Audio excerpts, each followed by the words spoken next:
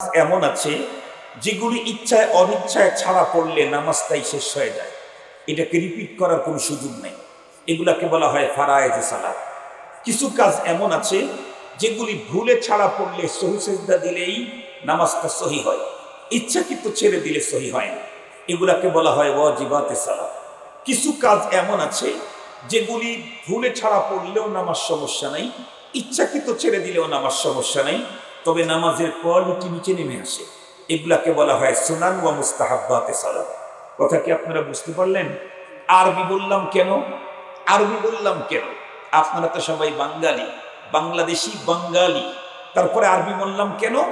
আরবি বললাম এই কারণে, আমাদের দেশে এই বস্তুটা আবিষ্কার হওয়ার পর থেকে, আসার পর থেকে আমরা লক্ষ্য করে দেখছি একদম প্রত্যন্ত গ্রাম অঞ্চলের গণ্ডমূর্খ যেই নারী বয়ের নিচে ফোঁটা দিলে বয় শূন্য র হয় এটাও জানে না, সেই নারীদেরকেও দেখছি আমরা এখন এই ফোনটা ব্যবহার করার কারণে এখন সে ইংরেজি জানে, বলতে পারে এবং বুঝে। অপশন, ফাংশন, নেটওয়ার্ক, ফোন বুক, ফেসবুক, বুঝে না কথা বলেন না কেন? এগুলো কি বাংলা না ইংরেজি? এগুলি সব ইংরেজি। এই ইংরেজি একদম প্রত্যন্ত গ্রাম অঞ্চলের গণ্ডমূর্খ মহিলাও অপশন বুঝে, ফাংশন বুঝে, ফোন বুক বুঝে, ফেসবুক বুঝে, নেটওয়ার্ক বুঝে। কেন? এই ফোনটা যারা আবিষ্কার করছে তারা এই ফোনটার ব্যাপারে ব্যবহার করেছে ইংরেজি পরিভাষা। এই ফোনের ভিতরে আছে ইংরেজি পরিভাষা, আরবি পরিভাষা তারা ব্যবহার করেনি, ইংরেজি পরিভাষা। যারা এটা আবিষ্কার করছে তাদের ভাষা ইংরেজি, এই জন্য ইংরেজি পরিভাষাটাই তারা ব্যবহার করছে। সুতরাং এই ফোন থেকে আমি যদি শতভাগ উপকৃত হতে চাই, আবিষ্কারকের কিছু পরিভাষা আমাকে জানতেই হবে, নাইলে 100% শতভাগ এখান থেকে উপকৃত হওয়ার কোনো সুযোগ নাই। খুব ভালো করে বুঝবেন, একটা ফোন থেকে যদি শতভাগ উপকৃত হওয়ার জন্য ইংরেজি পরিভাষা জানতে হয়, তাহলে নামাজ এবং কোরআন এবং ইসলাম দিয়ে 100% উপকৃত হতে চাইলে আমাকে কোরআনের আরবি কিছু পরিভাষাও জানা দরকার। এই জন্য আমি বললাম, ফেসবুক যদি বুঝেন, অপশন যদি বুঝেন, ফাংশন যদি বুঝেন, ওয়াজিবাতে সালাত কেন বুঝবেন? ফারায়েজে সালাত কেন বুঝবেন? সুনান ও মুস্তাহাব্বাতে সালাত কেন বুঝবেন? বুঝতেই হবে, বুঝতেই হবে। ছাড় দিয়েই আজকে কন্ডিশন হয়েছে। মোহতারাম হাজরিন, আমরা প্রত্যেকেই জানি নামাজের বাহিরে ভিতরে কয় ফরজ? কথা বলেন না কেন? নামাজের ওয়াজিব কতগুলি? 14টি। এই দুই প্রকারের মাসআলা নামাজের ভিতরে আমাকে মানতেই হবে। এই দুই প্রকারের মাসআলা, ফরজগুলি এবং ওয়াজিবগুলি মানতেই হবে। ফরজ যদি অনিচ্ছাতেও ছাড়া পড়ে, নামাজকে কখনোই আর শুদ্ধ করার সুযোগ নেই, নতুন করে পড়তে হয়। ওয়াজিব যদি ভুলে ছেড়ে যায়, সৌসেজদা দিলে কাজ হয়, ইচ্ছাকৃত ছেড়ে দিলে কিয়ামত পর্যন্ত সৌসেজদা দিলেও কাজ হবে না। এখন আসেন, আমাদের দেশে অনেক মুসল্লি আছে, আমি আপনাদেরকে দেখাচ্ছি আমাদের নামাজের কন্ডিশনটা কি, এরপরে আমি আপনাদেরকে নিয়ে কিছু ওয়াজ করবো ইনশাআল্লাহ। আমাদের আপনাদের হাটহাজারিতে হয়তো এরকমের মুসল্লি নেই, তবে আমাদের সিরাজগঞ্জে আছে। মুসল্লিদের নামাজের কন্ডিশন কি? মাত্র 2টা মাসআলা, আমি চেয়ার থেকে সরে গিয়ে আপনাদেরকে দেখেন। থাকেন, আপনারা দেখবেন আপনাদের হাটহাজারিতেও এ জাতীয় মুসল্লি আছে কি না, শুধু আমাকে একটু ইনফরমেশন দিবেন, আমাকে একটু বলবেন, রিপোর্ট করবেন। এই রুকু আর সেজদাটাই দেখেন। আমি সুন্নত তরিকার রুকু দেখাচ্ছি না, জেনারেল একটা রুকু দেখাচ্ছি, ভালো করে দেখেন। সামি আল্লাহু লিমান হামিদাল্লাহ। এই পদ্ধতিতে রুকু থেকে সেজদা যাওয়ার মুসল্লি হাটহাজারী এলাকাতে আছে। আচ্ছা, আর একটা দেখাচ্ছি, দেখবেন ভালো করে।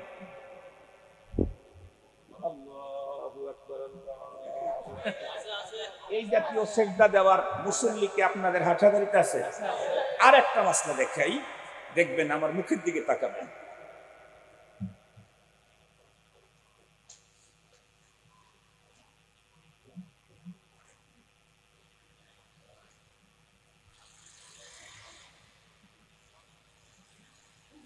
কি দেখলেন? নামাজের শুরু থেকে রুকু শেষ করে আবার দাঁড়ালাম, কিন্তু আমার মুখ খুলে নেই। দেখছেন কি লক্ষ্য করে? মুখটা বন্ধ ছিল। এই জাতীয় এই পদ্ধতিতে নামাজ পড়ার মতো মুসল্লিকে হাটহাজারিতে আছে? কথা বলেন। পুরুষের ভিতরেও আছে, নারীদের ভিতরে তো অ্যাভেলেবেল। পুরুষের ভিতরেই আছে, নারীদের ভিতরে তো অ্যাভেলেবেল। এই যে 3 পদ্ধতি দেখাইলাম নামাজের ভিতরে, এই 3 কাজ নামাজের ভিতরে যেই মুসল্লিগুলা করেছে, নারী হোক আর পুরুষ হোক, এদেশের হোক আর বিদেশের হোক, বাংলাতে পড়ুক আর কাবা শরীফে পড়ুক, ওদের নামাজ হয় না। ওদের নামাজ, কথা বলেন, ওদের নামাজ হয় নাই। কেন হয় নাই? প্রথম নাম্বার ব্যক্তি, শেষে যেটা দেখাইলাম। বলেন তো দেখি, নামাজের যে ফরজগুলি আছে তার ভিতরে একটা হলো তাকবীরে তাহরিমা বলা। তাকবীরে তাহরিমা কোনটা? মাশাআল্লাহ, এটা তো তাকবীরে তাহরিমা না। তাকবীরে তাহরিমা কোনটা? আল্লাহু আকবার, এই শব্দটাই হলো তাকবীরে তাহরিমা। এটা হলো ফরজ, এটা দিয়ে নামাজ স্টার্ট হবে, শুরু হবে। খুব ভালো করে বুঝবেন। অনেক মানুষকে দেখা যায় হাত উঠাইছে, হাত বেঁধেছে, কিন্তু আল্লাহু আকবার বলেছে, মুখ দিয়ে বলে নাই, দিলে দিলে বলেছে। যেমন আমি কিছুক্ষণ আগে দেখাইলাম, মুখ খুলি নাই, আল্লাহু আকবার বলেছি, সানাও পড়েছি, সূরাতুল ফাতিহাও পড়েছি, তাকবীরাতে ইন্তেকালিয়া, আল্লাহু আকবার, সামি আল্লাহু লিমান হামিদা, এটাও বলেছি, বাট বলেছি মুখ দিয়ে না, দিলে দিলে। হুজুর 2 জন আছেন এখানে, আরো ওলামায়ে কেরাম আছেন, জিজ্ঞেস করেন নামাজের ভিতরে দিলে দিলে পড়লে এটা শরীয়ত গ্রহণ করবে কিনা? কখনোই না। এটা পড়তে বলা হয়েছে, পড়তে বলা হয়েছে। সূরা আপনাকে পড়তে হবে, জবান দিয়ে আরবি অক্ষর উচ্চারণের জায়গা থেকে শব্দগুলি বের করতে হবে। ফজর, এই মাগরিব, এশা, 3 ওয়াক্ত সালাতে তো জোরে জোরে পড়ছেন, এটা তো সমস্যা নেই। জোহর আর আসর এবং বিতির এবং সুন্নত নামাজ অথবা কাজা নামাজ, যেগুলি আস্তে পড়েছি আমরা, সেগুলি মুখ না খুলে দিলে দিলে যারা পড়েছি, তাকবীর বলেছি, সূরাতুল ফাতিহা পড়েছি, এদের এই পদ্ধতিতে জীবনের যত নামাজ পড়ছে, 1 ওয়াক্ত নামাজও হয় নাই, পুরা জীবনের নামাজ নতুন করে ঘুরে পড়তে হবে। তো কি করতে হবে, কেমনে পড়তে হবে? ভালো করে দেখেন।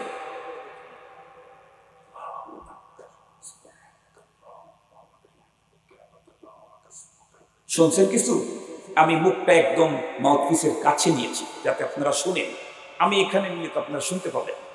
মুখ দিয়ে অক্ষরগুলি উচ্চারণ, শব্দগুলি উচ্চারণ করতে হবে, বাট উচ্চারণের শব্দটা অন্যের কান পর্যন্ত যাবে না, আমার নিজ কান পর্যন্ত আসবে। নিজের কানে যদি সমস্যা থাকে, হুজুর আমি আমার কানে শুনাইতে থাকলে পাড়ার লোকেরা জেনে ফেলবে, এত বড় হয়, আমার কানে সমস্যা, অসুবিধা নেই, আপনার কানকেও শুনাইতে হবে না, তবে ঠোঁট নড়ায়া কণ্ঠনালী ব্যবহার করে আরবি মাখরাজের জায়গা থেকে অক্ষরগুলি উচ্চারণ করতেই হবে, তাছাড়া নামাজ হবে না। রুকু থেকে সোজা হয়ে দাঁড়ানো কি, কথা বলেন? ওয়াজিব। রুকু থেকে সোজা হয়ে দাঁড়ানো ওয়াজিব। কতটুক সময়? কমপক্ষে 1 তাসবিহ পরিমাণ সুবহানাল্লাহ, এই শব্দটা বলতে যতটুকুন টাইম লেগেছে, এতটুকুন টাইম রুকু থেকে সোজা হয়ে দাঁড়াতেই হবে। আপনি কোনো দোয়া পড়লেন না, রুকু থেকে সোজা হয়, অসুবিধা নেই, নামাজের কোয়ালিটি নিম্নমানের হবে, কিন্তু নামাজ সহি হবে। আর আপনি দাঁড়াইলেনই না, রুকু থেকে সোজা হওয়ার আগেই সেজদায় চলে গেলেন, তাহলে আপনার নামাজ শেষ। কেন? আপনি ওয়াজিব তরক করেছেন, নিজের ইচ্ছায় না ভুলে? ইচ্ছাকৃত হয়েছে না ভুলে হয়েছে? ইচ্ছাকৃত তো ওয়াজিব তরক করলে কিয়ামত পর্যন্ত সেজদা লাগাইলেও নামাজ সুন্দর হবে না। মুহতারাম হাজরিন, খুব ভালো করে মনে রাখবেন। এজন্যই রাসূল করিম সাল্লাল্লাহু আলাইহি ওয়াসাল্লাম হাদিসে পাকের মধ্যে স্পষ্ট বর্ণনা করেছেন। আমাদের উলামায়ে কেরাম বলেন, তুমি তোমার নামাজটাকে যদি শুদ্ধ করতে চাও, বিশেষ করে যদি সুন্দর করতে চাও, তাহলে তোমাকে নামাজের প্র্যাকটিক্যাল প্রশিক্ষণ নেওয়া ছাড়া কশিনকালেও নামাজকে সুন্দর করার কোনো সুযোগ নেই। শুদ্ধ হয়তো হতে পারে, কিন্তু সুন্দর করতে চাইলে এটা প্রশিক্ষণ নেওয়া ছাড়া কখনোই সম্ভব না। কিন্তু দুঃখের সাথে বলতে হয়, আমার দেশের মানুষ অধিকাংশ নামাজির কন্ডিশন হলো, ছোটবেলায় বাবা, দাদা, চাচা, মামা এদের হাত ধরে জুমাবারে মসজিদে যাওয়া শিখছে। কথা কি বাস্তব মনে হচ্ছে না আপনাদের? এই সেই থেকে আল্লাহ পাক মসজিদের সাথে সম্পর্ক রেখে দিয়েছে। এখন উনি জান আসেন 70 বছর হয় নামাজ পড়েন উনি। মহল্লার ভিতরে সর্বপ্রথম ফজরের টাইমে উনি ঘুম থেকে জাগেন, বাড়ি থেকে মসজিদ পর্যন্ত আসসালাতু খায়রুম মিনান নাওমের ধ্বনি দিতে দিতে সকালবেলায় মানুষদেরকে সালাতের জন্য ডাকতে ডাকতে যান। মসজিদের দরজাটা উনি প্রথম ওপেন করেন, খোলেন, ভিতরের সুইচটা উনি প্রথমে জ্বালান, ঘরের ভিতরে উনি ঝাড়ু দেন, আজান উনিই দেন।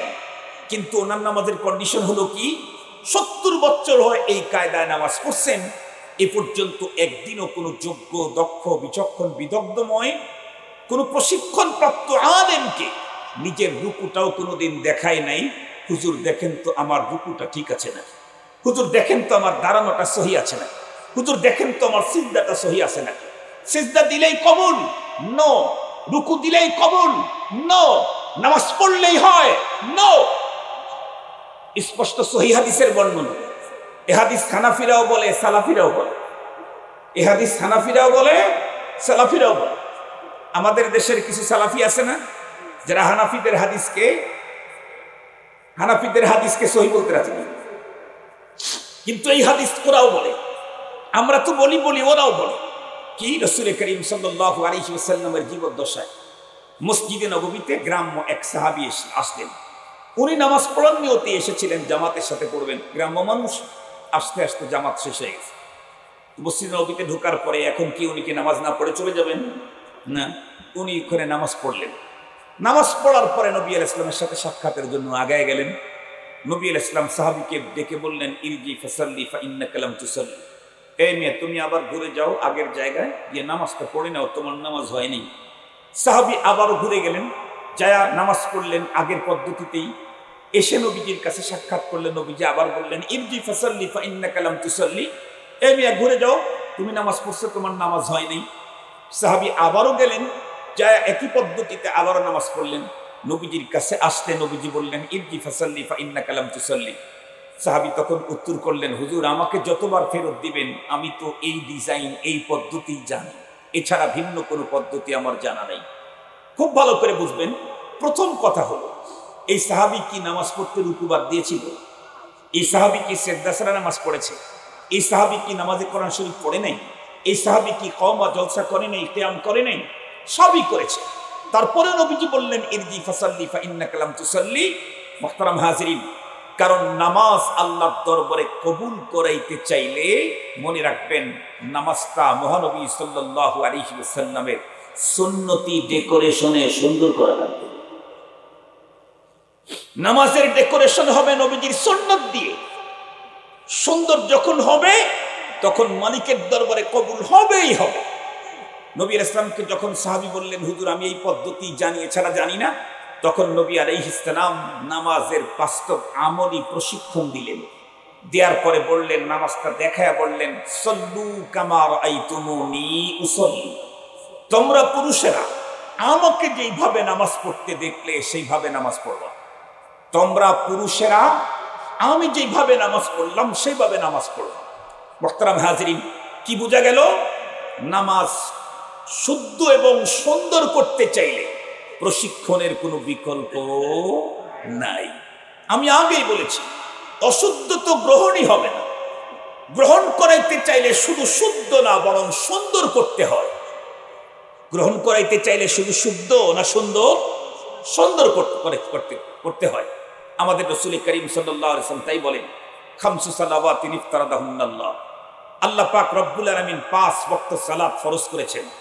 মান আহসানা ওযুআহুন্না, যে ব্যক্তি ওযুটাকে অতি সুন্দর করবে, ওযুকে অতি সুন্দর করবে। আহসান বলেছেন নবী, অতি সুন্দর করতে হবে ওযু। ওয়া সাল্লাহুন্না লিওয়াক্তিহিন্না ওয়া আতাম্মা রুকুআহুন্না ওয়া খুশুআহুন্না কানা লাহু আলাল্লাহি আহদুন আন ইয়াগফিরা লাহু।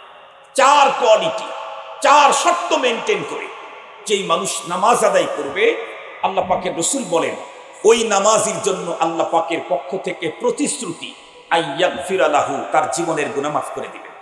ওয়ামান লাম ইয়াফআল, যে ব্যক্তি এই 4 জিনিস মেইনটেইন না করে সালাত আদায় করবে, আল্লাহ পাকের রাসূল বলেন ফালাইসা লাহু আলাল্লাহি আহাদ। ওই নামাজি নামাজ পড়লো কিন্তু ওর জন্য আল্লাহ পাকের কোনো প্রতিশ্রুতি, কথা বলেন, ওর জন্য আল্লাহ পাকের কোনো প্রতিশ্রুতি, মুআহাদা কিচ্ছু নাই। ইনশাআ গাফারা লাহু, আল্লাহ চাইলে মাফ করবেন, ওয়া ইনশা আযাবা, আল্লাহ পাক চাইলে আযাব দিবেন, শাস্তি দিবেন। যেই চার জিনিসকে সামনে রেখে সালাত আদায় করতে হবে, সেই চার জিনিসের প্রথমটাই নবীজি বলেছেন, মান আহসানা ওয়াদুআহুন্না, যে ব্যক্তি তার অজুটাকে সুন্দর করবে। অজু করলেই হবে না, অজু সুন্দর হতে হবে। অজু সুন্দর করতে হবে, অতি সুন্দর। মুহতারাম হাজিরিন, অজু সুন্দর করতে চাইলেও অজুর প্রশিক্ষণ নিতে হবে। শুধুমাত্র কেবলমাত্র মাসআলা পড়বেন, আর যত আইম্মায়ে মুস্তাহিদিন আছে তাদের সকলের ইখতিলাফাতকে মুখস্থ করে আপনি অজু করা শুরু করবেন কিতাব পড়ে পড়ে, জীবনে কোনোদিন প্রশিক্ষণ দিবেন না। আমি চ্যালেঞ্জ করে বলতে পারি, প্রশিক্ষণ ছাড়া পৃথিবীর কোনো মানুষের অজু শুধু বই পড়ে কখনোই সুন্দর হতে পারে না। প্রশিক্ষণ ছাড়া দুনিয়ার সব নামাজের 12,000 মাসআলা সব মুখস্থ করে প্রশিক্ষণ ছাড়া নামাজ আদায় করলে তার নামাজও সুন্দর হতে পারে না। অজু যে সুন্দর হবে না, এটা বুঝাবার জন্য দুইটা মাসআলা মাত্র বলি। এক নাম্বার, আপনারা তো জানেন অজুর ভিতরে দাড়ি যদি ঘন হয় তাহলে কি গোড়া পর্যন্ত পানি পৌঁছাইতে হয়? এই চুলের মূল জায়গা পর্যন্ত পানি পৌঁছাইতে হয় না। দাড়ি যদি পাতলা হয় তাহলে দাড়ির গভীরে ভিতর পর্যন্ত পানি পৌঁছাইতে হয়। দাড়ি যদি ঘন হয় তাহলে কি করতে হয়? খিলাল করতে হয়। দাড়ি ঘন কোনটা, পাতলা কোনটা? ফুকাহায়ে কেরাম সহজ কথা বলে দিয়েছেন। দূরের থেকে তাকাইলে দাড়ির ভিতর দিয়ে যার চামড়া দেখা যায়, এটা হলো পাতলা দাড়ি। আর তাকাইলে দাড়ির ভিতরে চামড়া যারটা দেখা যায় না, এটা হলো ঘন দাড়ি। এটা সহজ মাসআলা। এখন ঘন দাড়ি তো আপনি খিলাল করবেন। খিলালের পদ্ধতি আমাদের বাংলাদেশে যারা খিলাল করে দেখবেন, এটাও কিন্তু খিলাল। এটা খিলাল না? এটা খিলাল না? কেউ কি বলতে পারবে যে এটা খিলাল না? এটা খিলাল। এই এক পদ্ধতিতে খিলাল করে। আবার কেউ খিলাল করে কোন পদ্ধতিতে? এই দিক থেকে। ও এই দিক থেকে আগেরটা টানছে, এখন এই দিক থেকে ধাক্কা দিচ্ছে। ওই যে বিভিন্ন ইয়ের দরজা দেখেন না, গ্লাসের দরজা, ওই দিকে ধাক্কা দিলেও খোলে, টান দিলেও খোলে, দেখেন না আপনারা? তো এই পদ্ধতিতে যদি করেন এটাও খিলাল, এই পদ্ধতিতে যদি করেন এটাও খিলাল। মাগার সুন্নত কোনটা? সুন্নত এইটাও না, এটাও না। সুন্নত এইটাও না, এটাও না। সুন্নত হলো এইটা। দেখছেন কি? বুঝলেন কি? এটা হলো সুন্নত। হাতের তালু সামনের দিকে থাকবে, এটা হলো দাড়ি খিলালের সুন্নত তরিকা। এখন বলেন, কিয়ামত পর্যন্ত যদি বাংলা, আরবি, উর্দু, ফার্সি, আরো দুনিয়ার যত ভাষা আছে সব ভাষার অজুর কায়দা পড়তেন, জীবনেও কোনোদিন আপনার দাড়ি খিলাল হইতো, কিন্তু সুন্নত তরিকায় হইতো না। এইটা হলো সুন্নত। এবারে আসেন গর্দান মাসেহ করা। গর্দান মাসেহ করা আছে না? গর্দান মাসেহ করা গুরুত্বপূর্ণ সুন্নত এবং অনেক ফায়দা। স্বাস্থ্যগত যে কি ফায়দা, এটা শুনলে তো অবাক হয়ে যাবে। যেই মুসলমানেরা প্রতিদিন কমপক্ষে কন্টিনিউ 5 বার অজু করবে, আর অজু করতে গর্দান মাসেহ করবে, আশা করা যায় এই লোকটার ব্রেন স্ট্রোক হওয়ার সম্ভাবনা 50% কমে যাবে। কারণ ব্রেন স্ট্রোক হলো মাথার ভিতরকার রগগুলি যখন সরু হয়ে যায়, চিকন হয়ে যায়, তখন ভিতরে রক্ত সঞ্চারিত হয়ে প্রবলেম হয়। ঘাড়ের এখানে যখন পানি দিতে থাকে তখন এই ভিতরের রগগুলি সতেজ থাকে। মুহতারাম হাজরিন, আর একটা সুন্নত আছে, এই সুন্নত যদি কেউ আমল করে তাহলে তার ব্রেন স্ট্রোক হওয়ার সম্ভাবনা 90% বিদায়। সেটা হলো 5 ওয়াক্ত সালাতের সময় মেসওয়াক করবে, তো মেসওয়াক করবে, মেসওয়াকটা ধরবে সুন্নত তরিকায়। মেসওয়াকটা ধরতে হবে কোন তরিকায়? সুন্নত তরিকায়। কলম আছে কারোর কাছে? মেসওয়াক ধরতে হয় সুন্নত তরিকা কি আমি আপনাদেরকে এই দেখায় দিচ্ছি। এই যে দেখেন, এটা হলো সুন্নত তরিকা। মেসওয়াক ধরবেন, ব্রাশ ধরবেন এইভাবে। এটাতে ফায়দা কি? আজকের আধুনিক বিজ্ঞানীরা গবেষণা করে দেখেছে। দেখেন আমাদের বাড়ি ঘরে এই যেখানে অনেকগুলি লাইট লাগানো আছে, লাইট তো ওই জায়গায়, সুইচ কিন্তু এই জায়গায়। ঠিক বললাম না ভাই? ঠিক বললাম? লাইট হলো ওই জায়গায়, সুইচ হলো এই জায়গায়। মানুষের মস্তিষ্ক সহ পুরা বডির ভিতরে যত পার্টস আল্লাহ লাগায় রাখছেন, সবগুলার সুইচ আল্লাহ তাআলা হাতের ভিতরে দিয়ে রাখছেন। এখানেই শুধু আপনার ঘরের সুইচ হাত দিয়ে না, আপনার বডির সুইচও হাতে মধ্যে। এই বৃদ্ধাঙ্গুলিতে আছে মস্তিষ্কের সুইচ। একজন মানুষ যখন প্রতিদিন এভাবে যখন মেসওয়াক করে, তো এই বৃদ্ধাঙ্গুলির উপরে এই মেসওয়াকের সাথে বারবার বারবার ধাক্কা লাগে, এরকম আঘাত লাগে, এটা বারবার বারবার স্প্রিং হতে থাকে। এর মাধ্যমে তার মস্তিষ্কের রগগুলিতে রক্ত চলাচলের সুইচটা বারবার বারবার হইতে থাকে, ব্যায়াম হতে থাকে।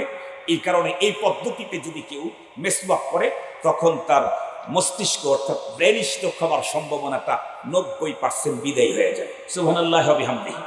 আরো অনেক কথা আছে, আজকের বিজ্ঞানীরা আমাদের নবীজির সুন্নতের উপরে গবেষণা করেছেন, সেগুলি আমি বলতে চাই না। আমার আজকে বলার উদ্দেশ্য হলো, আমাদের দেশের যেই সমস্ত নারী আর পুরুষেরা গর্দান মাসেহ করে, আমি নিজের চোখে যেটা দেখেছি তা থেকে বলছি, গর্দান মাসেহ করে হলো এরকম। দেখেন, আবারও দেখাইতেছি, দেখছেন নাকি? এই পদ্ধতিতে করেন না আপনারা? মেয়েরাও এই পদ্ধতিতে করে, ছেলেরাও করে। করে তো করে, 3 বার করে। আমি দেখেছি অনেক মানুষই 3 বার মাসেহ করে। আসলে 3 বার মাসেহ করলে কি মাসেহ থাকে না গোসল হয়ে যায়? গোসল হয়ে যায়। গোসল মানে ধোয়া আর কি। 3 বার যদি আপনি ভিজা কোনো হাত কোনো জায়গায় 3 বার এরকম করেন, তাহলে এটা কি মাসে হইল? মানে ভিজা হাতটা ওখানে ঘুরাই দেওয়া হলো, না ধোয়ার মতো হয়ে পানি ওখানে জমে গেল? ওখানে পানি জমে যাবে বা একটু পানি টপকায় পড়বে, এটা তো গোসল। প্রথম নাম্বার কথা হলো, মাসহের ভিতরে সুন্নত হলো ইস্তেআল, তাসলিস। তাসলিস হলো গোসলের সুন্নত। ধোয়ার সুন্নত হলো তাসলিস 3 বার, আর মাসহের সুন্নত হলো পুরাটাকে ঢেকে নেওয়া 1 বার। তারপরে সবচেয়ে গুরুত্বপূর্ণ কথা হলো, কোন অংশ মাসেহ করলাম আমি তো পড়েছি গর্দান মাসেহ করা, যেই অংশ মাসেহ করার কথা ছিল সেটা আমি মাসেহ করি নাই, এই অংশ মাসেহ করছি, এটা মাকরুহ। এই অংশ মাসেহ করা মাকরুহ। মাসেহ করতে হবে এই অংশ। এই যে দেখেন, বুঝতে পারছি আপনাদেরকে? সারা জীবন মাসেহ করছেন এটা। এটা হয়েছে কেন? এই ঝামেলাটা হয়েছে কেন? মাসেহটা যে অংশ করা দরকার ছিল সেটা হয় নাই, অন্য অংশ হয়ে গেছে। কেন? পড়েছি তো আমি অনেক, কিন্তু প্র্যাকটিক্যালি, কথা বলেন না কেন, দেখি নাই। খুব ভালো করে বুঝবেন, আমাদের মতো মুসল্লিদের পুঁজি তো নাই। পুঁজির মধ্যে একটা পুঁজি ভালো, সেটা হলো নামাজ। সবাই কম বেশি নামাজ পড়ি, কিন্তু সে নামাজের কন্ডিশন হলো, মাসাইলে নামাজ জানতে আমার দেশের মুসল্লি আগ্রহী না। নামাজের মাসআলা জানতে আগ্রহী না। নামাজ পড়তে আলহামদুলিল্লাহ অনেকটা আগ্রহী আছে, কিন্তু নামাজের মাসলা জানতে আগ্রহী না। শুধু মাসলা জানলেই হবে না, প্র্যাকটিক্যালি প্রশিক্ষণ দিতে হবে নামাজে। মুসলমান ভাইরারে আমার কথা ভালো করে বুঝবেন, নামাজ এবং ওযুর প্র্যাকটিক্যালি প্রশিক্ষণ ছাড়া কখনোই যে আমার নামাজ আর ওযু সুন্দর হবে না, এই বিষয়টা সুন্দর করে বোঝাবার জন্য আমি আমার পয়গম্বরের জীবনের একটা ঘটনা আপনাদেরকে শোনাই। তাহলে আমাদের ভিতরে নামাজ রোজার বাস্তব প্রশিক্ষণ নেওয়ার টেন্ডেন্সি পয়দা হবে ইনশাআল্লাহ।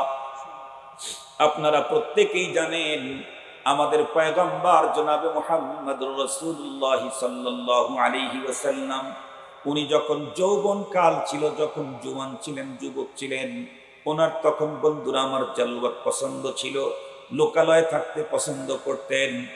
গরিব দুঃখী অসহায় দুস্থ বন্ধুরা আমার মানুষদেরকে সেবা দেওয়া, তাদের উপকার করাই আমার পয়গম্বরের নেশা এবং পেশা। কোন অসহায় মানুষ দেখলেই পয়গম্বর তারে বন্ধুরা আমার সহযোগিতা করতেন। কোন দুস্থ মানুষ দেখলে তাকে পয়গম্বর মদত করতেন। কোন মজলুম পীড়িত মানুষ দেখলেই পয়গম্বর তাকে সাহায্য করার জন্য এগিয়ে যেতেন। পয়গম্বর তার আপনজন আত্মীয়দের খোঁজ খবর নেওয়া, এটা তো পয়গম্বরের নেশা আর পেশা। সেই পয়গম্বর দিন গড়তে গড়তে যখন পয়গম্বরের উপরে আল্লাহ পাক রব্বুল আলামিনের পক্ষ থেকে নবুয়ত প্রাপ্তির সময় যখন গুনায় আসলো, তখন আমার পয়গম্বরের রুচির একটু পরিবর্তন হয়ে গেল। এখন উমার বন্ধুরা আমার জালওয়াত পছন্দ না, এখন খালওয়াত পছন্দ। এখন মানুষের মাঝে থাকতে পয়গম্বরের আর ভালো লাগে না, একদম একা একা থাকতে পয়গম্বরের ভালো লাগে। এমনকি আম্মা জান খাদিজাতুল কুবরা রাদিয়াল্লাহু তাআলা আনহা ঘরের ভিতরে পয়গম্বর থাকতে অত স্বাচ্ছন্দ্য বোধ করেন না। যেই পরিমাণে স্বাচ্ছন্দ্য বোধ করেন পয়গম্বর একা একা ওই যে জাবালে নূরের গর্তের ভিতরে দিন কাটাইতে রাত কাটাইতে আল্লাহর পয়গম্বর এক পর্যায়ে আম্মা জান খাদিজাতুল কুবরা রাদিয়াল্লাহু তাআলা আনহার কাছ থেকে 2 দিন 3 দিনের খাবার নিয়ে জাবালে নূরে চলে যেতেন। ওই গর্তের বন্ধুরা আমার ভিতরে পয়গম্বর ওখানে অবস্থান করতেন একে একই, যেখান থেকে তাকাইলে খানায় কাবা দেখতে কোনো সমস্যা নাই। বিশ্বনবী সাল্লাল্লাহু আলাইহি ওয়াসাল্লাম লম্বা টাইম এভাবে কাটানো শুরু করে দিলেন। লম্বা ঘটনা। শেখুল হাদিস আল্লামা আজিদুল হক রহমাতুল্লাহি আলাইহি আমাদেরকে বুখারী শরীফ পড়াইতে চোখের পানি ছেড়ে কান্না করে বলতেন, শেখ বলেন 50 সনে সর্বপ্রথম যখন আমি হজে যাই, এরপরে আল্লাহ পাক যখন আমাকে জাবালে নূরের ওই গর্ত পর্যন্ত তার সুযোগ দিলেন, যে গর্তের ভিতরে আমাদের পয়গম্বর আল্লাহকে পাওয়ার সাধনায় লিপ্ত ছিলেন, ওইখানে আমাকে আমার 2 জন ছাত্র 2 দিক থেকে ধরে উঠালো। কিন্তু সেই সময় হুজুর বলেন আমি একজন জওয়ান মানুষ, তারপরে 2 জনের সাহারা নিয়ে উঠলাম, 2.5 ঘন্টা লেগে গেল। ওখানে ওঠার পরে দীর্ঘক্ষণ পর্যন্ত ইবাদত করার পরে নেমে আসলাম। আমি আমার জীবনে যতবার খাদিজাতুল কুবরা রাদিয়াল্লাহু তাআলা আনহার মাকবারা জিয়ারত করতে গেছি, আম্মা জানের কবরের পাশে দাঁড়াইলেই আমার চোখের পানি ধরে রাখতে পারতাম না। আমি একজন জওয়ান পুরুষ মানুষ, যেই পাহাড়ের উপরে উঠতে 2.5 ঘন্টা সময় লাগলো, আম্মা জান খাদিজাতুল কুবরা রাদিয়াল্লাহু আনহার মতো 50 ঊর্ধ্ব বয়সের একজন বৃদ্ধা মহিলা ওই জায়গার ভিতরে 1400 বছর আগে কিভাবে উঠে উঠে পয়গম্বরের খেদমত করতেন। মুসলমান ভাইরা নিয়ে আমার সেগুলি মূল উদ্দেশ্য না। দেখতে দেখতে 40 বছর যখন পূর্তি হয়ে গেল, বিশ্বনবীজি জাবালে নূরের গর্তের ভিতরে আছেন। জিবরাইল আমিন বন্ধুরা আমার পাহাড়ের উপরে আসলেন। এক পর্যায়ে পয়গম্বরকে গর্ত থেকে বের করলেন, পাহাড়ের উপরে এক জায়গায় শোয়া দিলেন, পয়গম্বরের সিনা মোবারককে চাক করে ফেললেন। এরপরে ভিতর থেকে যা বের করা দরকার, যা ঢুকানো দরকার সব কমপ্লিট করলেন। এরপরে পয়গম্বরকে ডেকে বললেন ইকরা। নবীজি বলেন, আমি তখন উত্তর করলাম মা আনা বিকারিন। এ কথা বলতেই ফাআখাদানি ফাগাত্তানি হাত্তা বালাগা মিন্নি আল জুহুদ সুম্মা আরসালানি ফাকালা ইকরা ফাকুলতু মা আনা বিকারিন। বুখারী মুসলিমের হাদিস আপনারা প্রত্যেকেই জানেন, খুব ভালো করে বুঝবেন। নবীজি বলেন জিবরাইল আমাকে ডেকে বলে পড়ুন। আমি উত্তর করলাম আমি তো পড়ুয়া নই, পড়তে জানি না। এ কথা বলতে জিবরাইল আমাকে আলিঙ্গন করলেন এত মজবুত শক্ত করে, মনে হয় যেন আমার জীবনটা বেরিয়ে যাবে। ছেড়ে দিয়ে বললেন ইকরা। এমনটি 3বার করার পর জিবরাইল আমাকে ডেকে বললেন ইকরা বিসমি রাব্বিকাল্লাযী খালাক খালাকাল ইনসানা মিন আলাক। সূরাতুল আলাকের প্রথম 5 আয়াত পড়ে ফেললেন। নবী আলাইহিস সালাম জিবরাইল আমিনের সঙ্গে বন্ধুরা আমার কণ্ঠ মিলাইয়া উনিও 5 আয়াত পড়ে ফেললেন। এরপরে জিবরাইল আমিন পয়গম্বরকে ডেকে বললেন পয়গম্বর চলুন আমার সঙ্গে পাহাড়ের পাদদেশে নেমে যাই। রহমতে আলম সাল্লাল্লাহু আলাইহি ওয়াসাল্লামকে নিয়ে পাহাড়ের পাদদেশে নেমে এলেন। নবী আলাইহিস সালাম বলেন পাহাড়ের পাদদেশে এসে জিবরাইল আমিন পায়ের গোছা দিয়ে জমিনের এক জায়গায় আঘাত করলেন। জিবরাইল আমিনের পায়ের গোছার আঘাতে সেখান থেকে স্বচ্ছ পানির নহর বন্ধুরা আমার বের হওয়া শুরু হয়ে গেল, পানির ঝর্ণা। ওখানে বসে জিবরাইল আমিন ওযু করলেন। আর আমি পয়গম্বর চেয়ে চেয়ে তার ওযুর কাইফিয়ত পদ্ধতি সিস্টেমগুলি দেখলাম। এরপরে জিবরাইল আমিনের ওযু কমপ্লিট হওয়ার পরে আমাকে বললেন নবী গো, আমি যেই পদ্ধতিতে ওযু করেছি আপনি সেই পদ্ধতিতেই পানি দিয়ে ওযু কমপ্লিট করে নিন। মুহতারাম হাজিরিন, খুব ভালো করে বুঝবেন। নবীজি বলেন আমি পরে ওই পানি দিয়ে জিবরাইল আমিনের দেখানো সিস্টেমে আমি ওযু করে নিলাম। এরপরে জিবরাইল আমিন আমার হাত ধরে আরো একটু নিচে নেমে এলেন। আসার পরে জমিনের এক জায়গার ভিতরে জিবরাইল আমিন এসে বললেন, জিবরাইল পয়গম্বরকে ডেকে বললেন আসুন আমরা 2 জন 2 রাকাত সালাত আদায় করে নেই। 2 জনে মিলে 2 রাকাত সালাত আদায় করলেন। এরপরে জিবরাইল আমিন আমাকে ছেড়ে দিয়ে চলে গেলেন। নবী আলাইহিস সালাম বন্ধুরা আমার তখন তার গৃহের দিকে রওনা করলেন। তখন পয়গম্বরের অবস্থা এতটাই বন্ধুরা আমার নাজুক ছিল, নবীজি বন্ধুরা আমার কাঁপতেছিলেন। হাদিসে পাকের মধ্যে আসছে নবীজির মেইন রক্তটাও বন্ধুরা আমার তখন দপ দপ দপ দপ দপ দপ করতেছিল। নবী আলাইহিস সালাম এই অবস্থার ভিতরে বাসার ভিতরে ঢুকে আম্মা জানকে ডেকে বললেন, আমাদের আম্মা জান খাদিজাকে, খাদাস সবগুলা শোনানো আমার প্রয়োজন নাই, বলতেও চাই না, শুধুমাত্র কেবলমাত্র আমার টার্গেট একটা কথা বুঝানো, তামাম পৃথিবীতে যত নামাজি এসেছিল আমার নবীজির চাইতে উন্নত কোন নামাজি দুনিয়াতে কোনোদিন হতে পারে নাকি? দুনিয়াতে যত মানুষ ওযু করেছে আমার পয়গম্বরের চাইতে উন্নত ওযু করনেওয়ালা মানুষ দুনিয়াতে একজনও আসে নাই। যেই পয়গম্বরের ওযু, যেই পয়গম্বরের নামাজ তামাম পৃথিবীর সমস্ত মানুষের জন্য মডেল ঘোষণা করা হয়েছে। আল্লাহ পাক রব্বুল আমিন বলেন, লাকাদ কানা লাকুম ফি রাসূলিল্লাহি উসওয়াতুন হাসানাতুন লিমান কানা ইয়ারজুল্লাহা ওয়াল ইয়াউমাল আখিরা ওয়া যাকারাল্লাহা কাসীরা। মহানবী সাল্লাল্লাহু আলাইহি ওয়াসাল্লাম আমাদের জন্য মডেল। ওযুতে নবী মডেল, নামাজে আমার রাসূল মডেল, আখলাকে আমার রাসূল মডেল। এক কথা, আমার জীবনের যত অধ্যায় আছে সব জায়গাতে সব বিষয়ে আমাদের মডেল মহানবী মুহাম্মদুর রাসূলুল্লাহ সাল্লাল্লাহু আলাইহি ওয়াসাল্লাম। এমন মডেল যার মডেলকে আল্লাহ পাক রব্বুল আমিন স্পষ্ট বলেই দিয়েছেন, তোমরা যদি আমার সাথে মুহাব্বত স্থাপন করতে চাও তাহলে আমার মডেল মুহাম্মদুর রাসূলুল্লাহর অনুকরণেই আসতে হবে। কুল ইন কুনতুম তুহিব্বুনাল্লাহ ফাত্তাবিউনি ইউহিব্বুকুমুল্লাহ।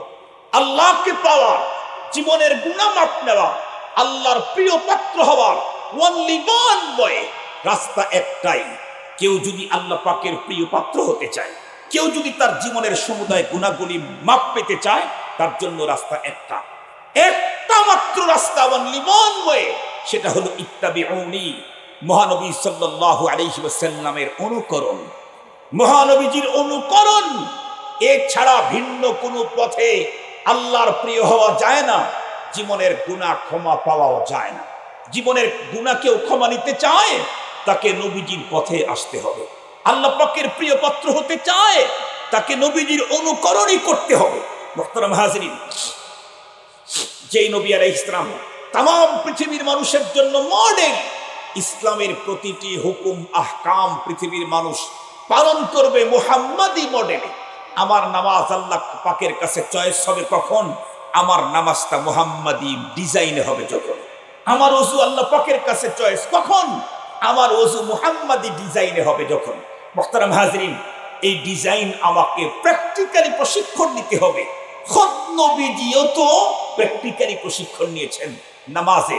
এছাড়া তো বুখারী শরীফের হাদিসে আছে, জিবরাইল আমিন 2 দিনে 10 ওয়াক্ত নামাজ ইমামতি করেছেন। 2 দিনে 10 ওয়াক্ত নামাজের ইমামতি করেছেন মুহাম্মদুর রাসূলুল্লাহ সাল্লাল্লাহু আলাইহি ওয়াসাল্লাম মুক্তাদি, জিবরাইল আমিন ইমাম।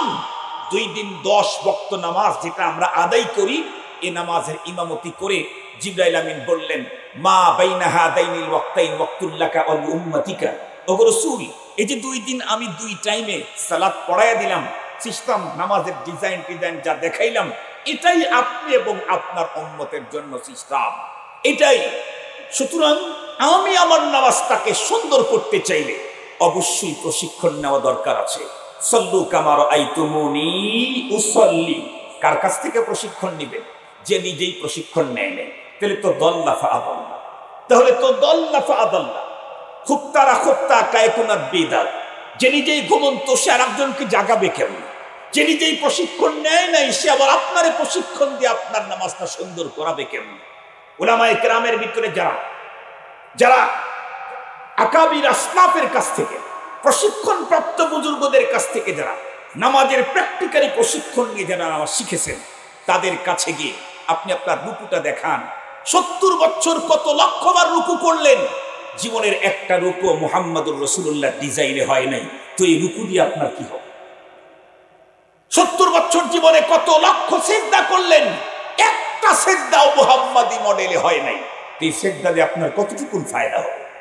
এই জন্য মুহতারাম হাজিরিন, আসুন নামাজটাকে, ওযুটাকে সুন্দর করি, নামাজটাকে সুন্দর করি।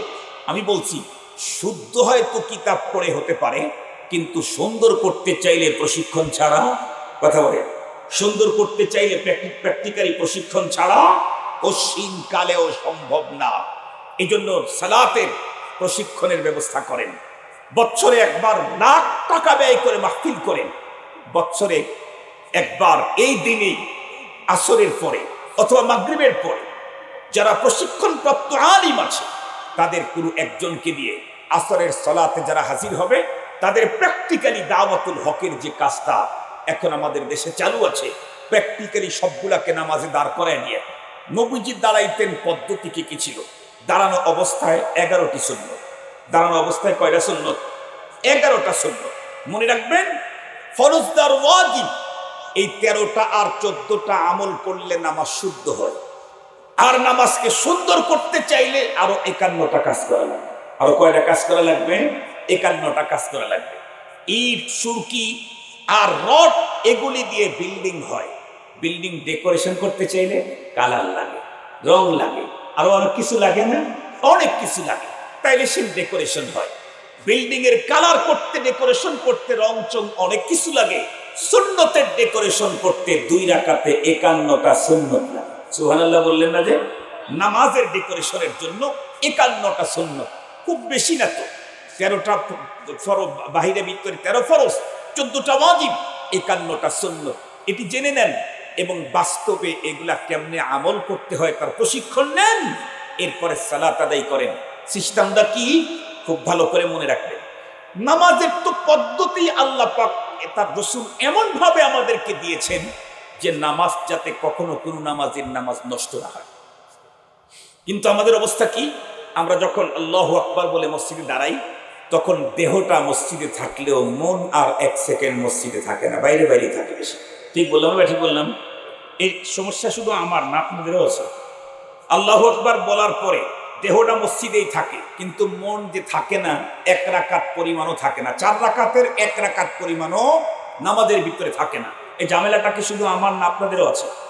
অথচ হাদিসের মধ্যে আসছে লা সালাতা ইল্লা বিহুজুরিল কলব, নামাজের ভিতরে যার অন্তর স্থির হয় নাই তার নামাজই হবে না। নামাজই হবে না মানে ফুকাহা একরাম বলছেন নামাজ সুন্দর হবে না, পরিপূর্ণ হবে না। অথচ আজকে আমরা নামাজ পড়তেছি 50 বছর হয়, এরপরে 50 বছরের 50 ওয়াক্ত নামাজও অন্তর বসায়া পড়তে পারি নাই। কথা বলেন না কেন? এই ঘটনা ঘটছে না আপনাদের? এই ঘটনা আপনাদের ঘটছে না? তাহলে আমার নামাজ তো পরিপূর্ণ হয় নাই। তাহলে কি করার? নামাজের প্রশিক্ষণ নেন। নামাজের ভিতরে অন্তর বসতে বাধ্য, নামাজের ভিতরে অন্তর হাজির থাকতে বাধ্য। আমি তো নামাজের প্রশিক্ষণ নেই নাই, নামাজকে কমপ্লিট শিখি নাই, নামাজ পড়া শুরু করে দিয়েছি, এই জন্য আমার এই ঝামেলা।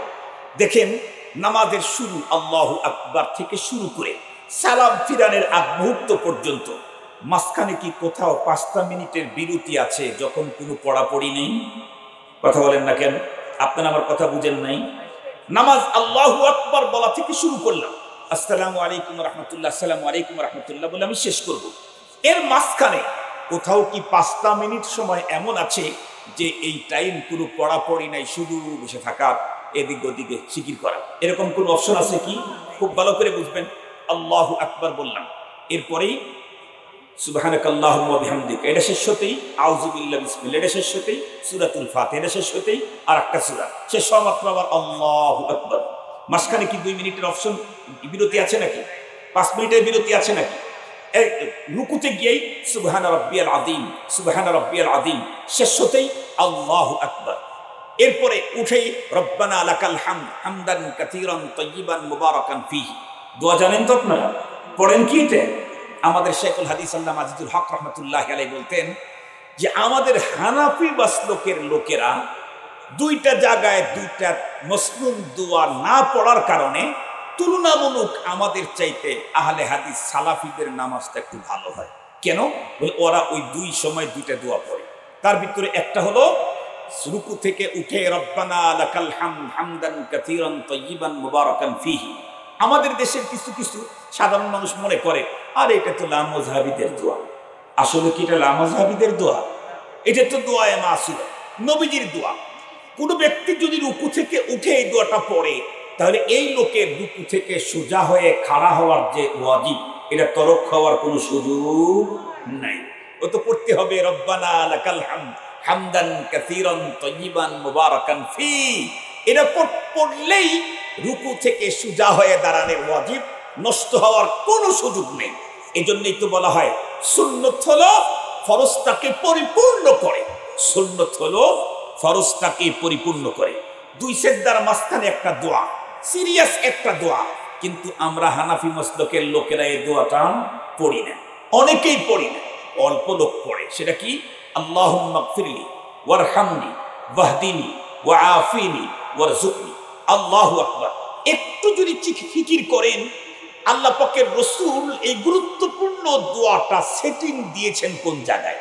আল্লাহ আল্লাহ পাকের রাসূল এই গুরুত্বপূর্ণ দোয়াটা এমন এক জায়গায় সেটিং দিয়েছেন যেখানে সেটিং দিলে রব্বুল আলামিন ফেরত দেওয়ার কোনো সম্ভাবনাই নেই। যদি বলেন কেমনে, আমি আপনাদেরকে সহজে বুঝাই। মনে করেন আমি আপনাদের সাথে সবার সাথে ধরে নেন সিরিয়াস এক অপরাধ করে ফেলছি, আর আপনারাও সিদ্ধান্ত নিয়েছেন যেই ভুলটা করছে এবার ওরে খবর করে ছাড়বো, দিলে দিলে খুব সিদ্ধান্ত নিয়েছেন। আমি বাস করলাম কি, অনেক মানুষ আছে অথবা আপনি একাই আছেন, একদম ডাইরেক্ট গিয়ে আপনার পায়ের উপরে আমার কপালটা ঠেকায়া পা দুটা জড়ায় ধরে কান্না করলাম, সরি সরি বলা শুরু করে দিলাম। বলুন তো দেখি, যত রাগ যত অভিমানী আপনার থাক, আমি আমার কপাল যখন আপনার পায়ে ঠেকাইলাম, পা দুটা যখন বুকে জড়ায় ধরলাম, আপনার ভিতরে কিঞ্চিত মানবতা থাকলে এখন কি আপনি আমার বিরুদ্ধে অ্যাকশন নিতে পারবেন না? ক্ষমা করতে বাধ্য? কথা বলেন না কেন? ক্ষমা করতে বাধ্য। মানুষ যত বড় অপরাধী হোক, সে যখন তার সম্মান আর সৌভাগ্যের প্রতীক কারো পায়ের উপরে ঠেকায়, তার ভিতরে কিঞ্চিত মানবতা থাকলে সে কখনো তার বিরুদ্ধে অ্যাকশন নিতে পারে না। আর আল্লাহ পাক তো আল্লাহু আজওয়াদু জুদা, আল্লাহ তো সবচেয়ে বড় আজওয়াদ, সবচেয়ে বড় দাতা, সবচেয়ে বড় ক্ষমাশীল। সেই রব্বুল আলামিনের কুদরতি পায়ে যখন আমি আমার কপাল আর নাক ঠেকাইলাম, তখন আমি যত বড় অপরাধী হোক, রব্বুল আলামিন এখন আর আমার বিরুদ্ধে অ্যাকশন, কথা বলেন না কেন, নিশ্চিত নিবেন না। এরপরে উঠলাম, মাথাটা উঠাইলাম, আবারও তার পায়ের উপরে আমার কপাল ঠেকাবো, ঠিক সেই মুহূর্তে নবীজি একটা দোয়া ঢুকিয়ে দিলেন, আল্লাহুম্মা গফিরলি ওয়ারহামনি ওয়াহদিনি ওয়াআফিনি ওয়ারযুকনি। আহা, মুসলমান চিনলেন না, মুসলমান বুঝলেন না কি দোয়া রাসূল কোন সময় ঢুকিয়ে দিলেন। বাইনা সিজদাতাইন, দুই সিজদার মাঝখানে, যেটা মিস হওয়ার কোনো সম্ভাবনাই নাই, এমন দোয়া ঢুকিয়ে দিলেন। জীবনে যদি আর কোনো দোয়া কবুল না হয়, শুধু বাইনা সিজদাতাইন এই দোয়াটাই কবুল হয়, তাহলে দুনিয়াতে আখিরাতে এক্সেস আর আমার কিছু দরকার, কথা বলেন, আমার জন্য এক্সেস আর কিচ্ছু দরকার নাই। আল্লাহুম্মা গফিরলি, আল্লাহ তুমি আমারে মাফ করো, ওয়ারহামনি, তুমি আমাকে দয়া করো, তারপরে ওয়াহদিনি, তুমি আমাকে হেদায়েত দান করো, ওয়াআফিনি, তুমি আমাকে সুস্থ রাখো, ওয়ারযুকনি, তুমি আমাকে প্রচুর রিজিক দাও। এই পাঁচটা পাওয়ার পরে দুনিয়ার আখিরাতে কিছু দরকার আছে? সেই দোয়াটা যদি আমরা দুই সেজদার মাঝখানে পড়ি, তাহলে দুই সেজদার মাঝখানে সোজা হয়ে বসার ওয়াজিব তরক হওয়ার কোনো সম্ভাবনাই নেই। এই দোয়াটাও পড়ি না, মেয়েরাও না, ছেলেরাও না। এটা আবার আহলে হাদিসের লোকেরা বেশি পড়ে, আলহামদুলিল্লাহ, ওই কাজটা ওদের ভালো। ওরা আবার দাঁড়ানো অবস্থায় লম্বা দোয়াটা পড়ে, আমরা তো রব্বানা লাকাল হামদ কইতে কইতে একদম ঢুকে পড়ছি সেজদার ভিতরে, অথবা রব্বানা লাকাল হামদ পড়েই নেই। ওরা আবার লম্বাটা পড়ে, ওদের এইখানে নামাজ নষ্ট হওয়ার সম্ভাবনাটা কম থাকে। মুহতারাম হাজিরিন, তো আমি যে কথাটা বলতেছিলাম আপনাদের খেদমতে, আমার টোটাল জীবনে একটা সিজদাও নবীজির সিজদার মতো যদি না হয়, তাহলে তো আমার বদনসিব। আমার টোটাল জীবনের এক ওয়াক্ত নামাজও যদি নবীজির নামাজের মতো না হয়, তাহলে তো আমার বদনসিব। এই জন্যে প্রত্যেকটা মুহূর্তে নামাজের ভিতরে আমার দিল অন্যদিকে চলে যাওয়ার তো কোনো অপশনই নবীজি রাখেন নাই। শুধুমাত্র কেবলমাত্র আমি যা পড়ি এটা যদি বুঝে পড়ি, তাহলে নামাজের ভিতরে আমার বডি যেমন মসজিদে থাকে, নামাজের ভিতরে থাকে, আমার দিল নামাজের ভিতরে থাকতে বাধ্য। ঠিক বলেন? আর জোরে বলেন, জোরে বলেন, ঠিক কিনা? মুহতারাম হাজিরিন, আর একটা গুরুত্বপূর্ণ কাজ করতে হবে। এটা যদি করতে পারি, তাহলে মিয়া 100 ইনশাআল্লাহ ফুস্তু রাব্বিল কাবা, কাবার মালিকের কসম আমরা কামিয়াব। সেটা হলো নামাজের মধ্যে তো মাসলা একটা শিখছি আমরা, সেটা হলো কাপড় পাক, শরীর পাক, নামাজের জায়গা পাক। এইটা এই পাক মাসআলা দিয়া হলো নামাজ শুদ্ধ হয়। এই পাকের মাসালা দিয়ে নামাজ কি হয়? কথা বলেন না কেন? নামাজটা শুদ্ধ হওয়ার জন্য শরীর পাক, কাপড় পাক, নামাজের জায়গা পাক। কিন্তু মনে রাখতে হবে কবুল হওয়ার জন্য আর একটা শর্ত আছে। কবুল হওয়ার জন্য আবার কি আছে? কথা বলেন। আমার কাপড়টা যদি পাক হয় তাহলে নামাজ শুদ্ধ। আমার শরীরটা যদি পাক হয়, নামাজ পড়ি, আমার নামাজটা শুদ্ধ। আমার নামাজের নামাজের জায়গাটা যদি পাক হয়, নামাজ শুদ্ধ। কিন্তু নামাজ কবুল করাইতে চাইলে এই তিনটার আরো একটা কোয়ালিটি লাগবে। কি? কাপড় শুধু পাক হলেই হবে না, এটা হালাল টাকার কেনা হতে হবে। কথা কি বুঝাইতে পারছি? কাপড় পবিত্র তো পবিত্র, মার দেওয়া পরিষ্কারও, শুধু পবিত্র না, কিন্তু হারাম টাকা দিয়ে খরিদ করা। শরীর পবিত্র তো পবিত্র, কিছুক্ষণ আগে ডাব সাবান দিয়ে গোসল করা, এরপরে আবার হ্যান্ড স্যানিটাইজার লাগানো। তাহলে পবিত্র তো পবিত্র, পরিষ্কার তো পরিষ্কার, জীবাণুমুক্ত। কিন্তু এই শরীরের ভিতরে রক্ত আর গোশত তৈরি হয়েছে হারাম টাকা দিয়ে। মসজিদের টাইলস আরে শুধু পবিত্র নাকি, ওর উপরে আবার হ্যান্ড স্যানিটাইজার যেটা আছে, কি বলে, জীবাণুমুক্ত নাশক স্প্রে করা হয়েছে। এরপরে পৃথিবীর সবচেয়ে দামি মার্বেল পাথরে উঠে।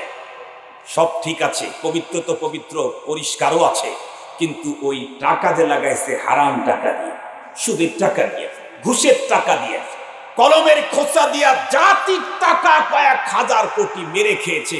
সেখান থেকে 1 কোটি টাকা দিয়ে মসজিদ বানিয়ে দিয়েছে, বিদেশ থেকে পাথর নিয়ে এসে। তাহলে শরীর পাক, কাপড় পাক, নামাজের জায়গা পাক, সবকিছু দিয়ে নামাজটা শুদ্ধ হইল। কিন্তু কবুল হওয়ার জন্য এগুলি হালাল হওয়া দরকার ছিল। হালাল না হওয়ার কারণে এগুলি আর কবুল হওয়ার সম্ভাবনা, আর একটু জোরে বলেন না কেন, কবুল হওয়ার সম্ভাবনা নাই। তাহলে আমি আমার কাপড়টাকে পাক করার জন্য খুব ব্যস্ত হইলাম, কিন্তু কাপড়টাকে হালাল করার জন্য আমার ব্যস্ততা নাই। আমি আমার শরীরটাকে পাক করার জন্য অনেক ব্যস্ত হলাম, কিন্তু শরীরটাকে এই হালাল করার জন্য কোনো ব্যস্ততা নাই। নামাজের জায়গাটাকে পবিত্র করার জন্য খুব ব্যস্ত হইলাম, কিন্তু নামাজের জায়গাটা হালাল টাকা দিয়ে তৈরি করার জন্য কোনো ব্যস্ততাই আমার নাই। তাহলে আমার এই সিজদাতে তেমন কোনো দাম, কথা বলেন না কেন, তেমন কোনো দাম। এ নামাজ আল্লাহর দরবারে কবুল হবে না।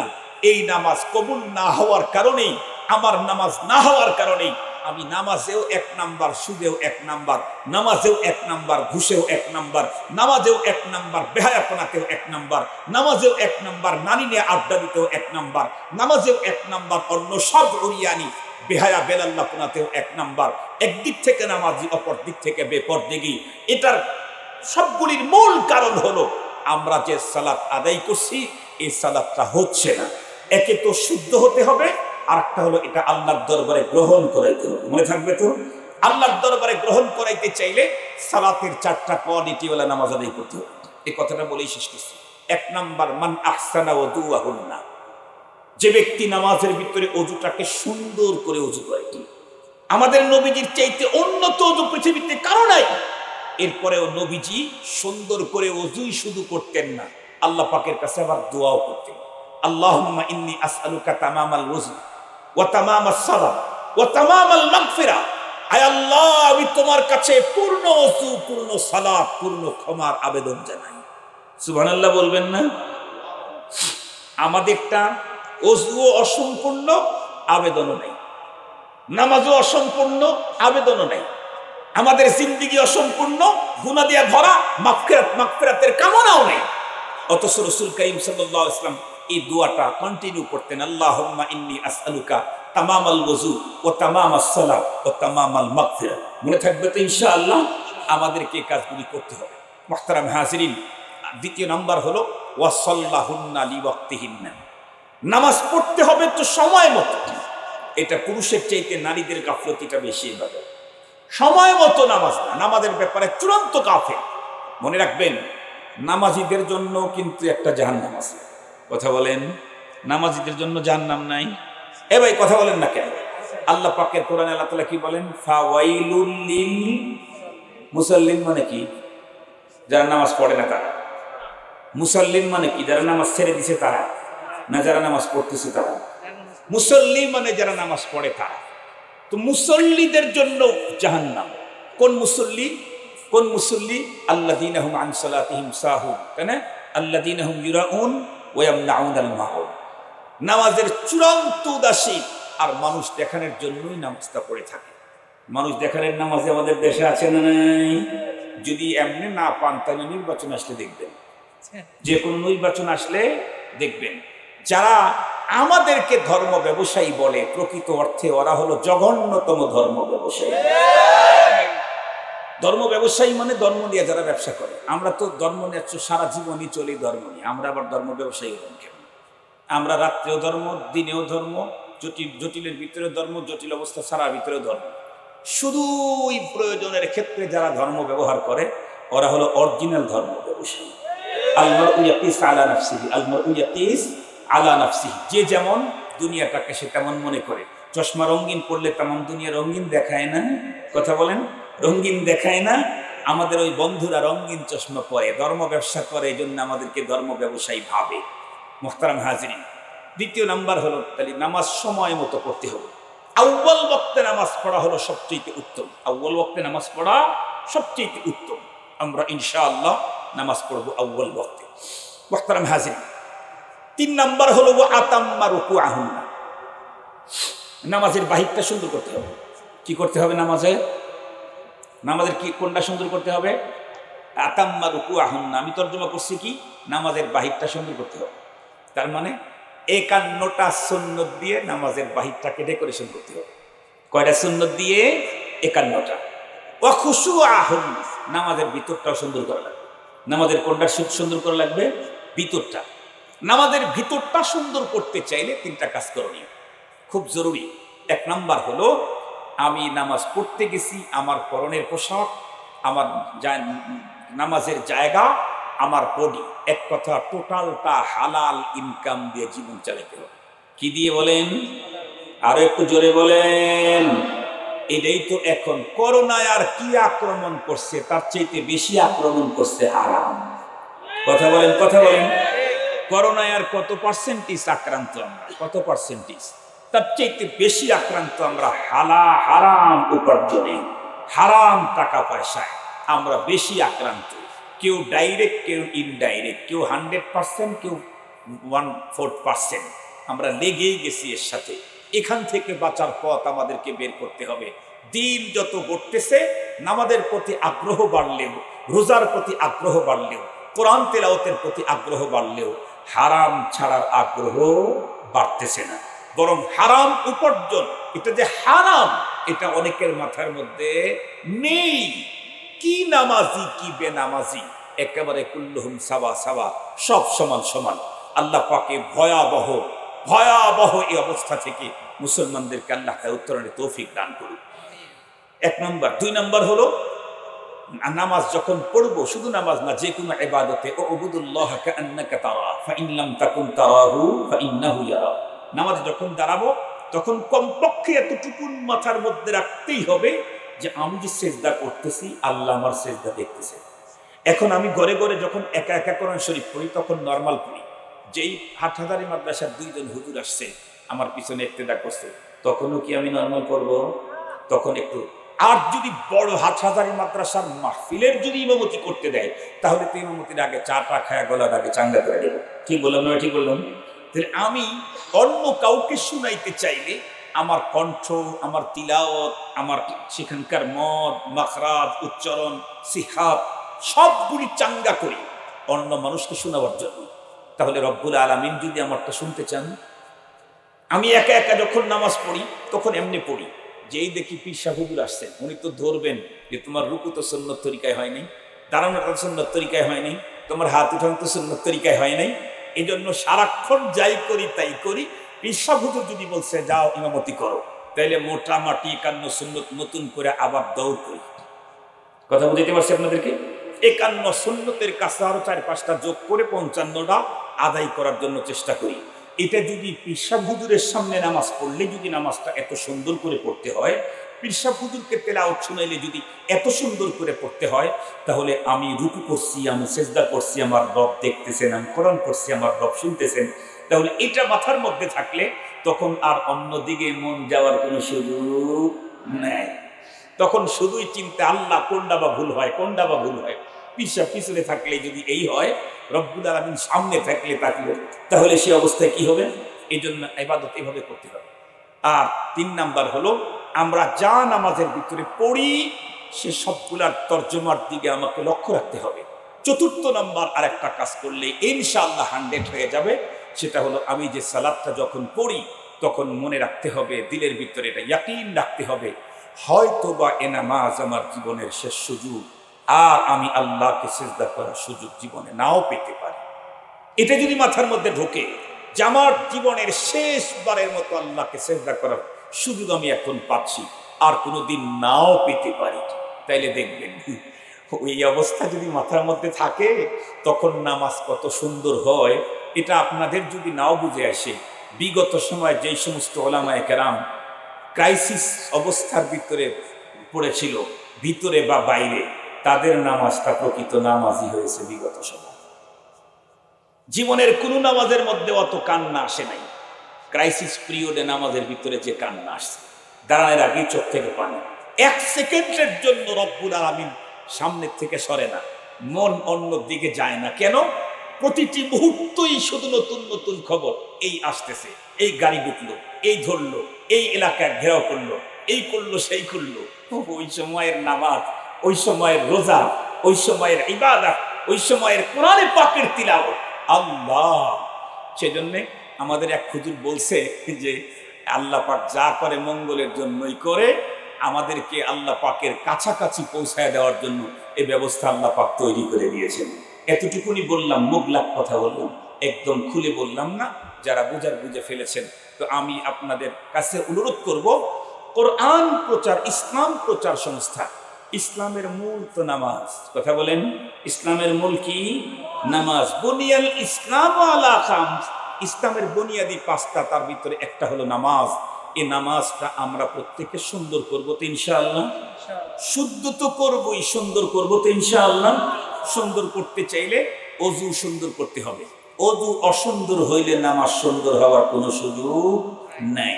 এই জন্য অতি সুন্দর উজু এবং নামাজের প্রশিক্ষণ নিয়ে, অজুর প্রশিক্ষণ নিয়ে আমরা নামাজ শুদ্ধ করব।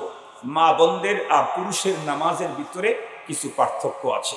এই পার্থক্যগুলিও আমরা বিজ্ঞ ওলামায়ে কেরামের কাছ থেকে প্র্যাকটিক্যালি, আমরা তাদের কাছ থেকে আমলি মশকের মাধ্যমে শিখে আমরা আমাদের মাকে, আমার বোনকে, আমার মেয়েকে, আমার স্ত্রীকে আমরা সুন্নত তরিকার নামাজ শিখিয়ে দেব ইনশাআল্লাহ।